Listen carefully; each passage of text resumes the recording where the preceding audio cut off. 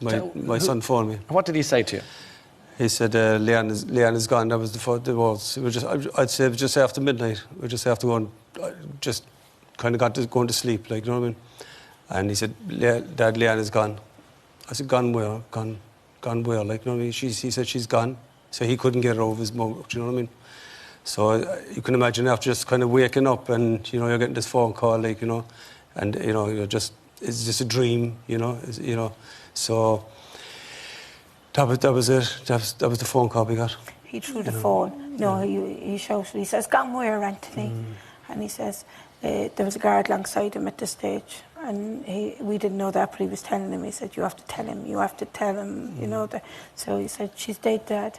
And it was his work phone that he'd with him, and he threw the phone. And, you know, I knew, do you know, that fear, I don't think, up to then I had never experienced such a fear. That was, you know, I knew, my God, that my life was going to change, my family's life was going to change. Did you get on the phone then? I did. We had to put the phone together first because he threw it on the ground, and I put it together, and he headed for the balcony because he wasn't, he didn't want to face it. And I remember I started screaming because I still had 2 children at home. They might have been adults, but I needed to. So he calmed down a little bit. What did you do with the phone? We put it together, and I phoned him, and I just said, Aunt, this is Mammy, what's going on? And he said, he was crying. He said, she's gone, Ma'am. And I said, okay. I said, there was a lot of confusion going on in the home because there was a lot of people in our home, and I could kind of hear Trina crying in the background. Crying, you know, my daughter was crying, you know, and I was thinking, you know, this is, you know, these are my children, you know, and we should be there with them. And I remember thinking, like, I said, let me clear everybody out of her room. I didn't even know. I thought she got murdered. I didn't even know it was suicide at this stage. And I said, clear everybody out of her room. And he got everybody out of her room, and I just told him, I said, put the phone to her ear. And I just told her, I said, Mammy's on the way. I love you. We're coming home. All is going to be well.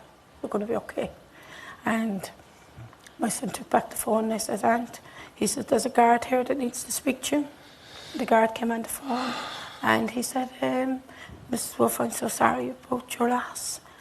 And I said, thank you. And he says, your daughter sent you a beautiful text. And I said, right. So I said, we didn't receive any. It was on my phone that she sent it, not to her dad's one.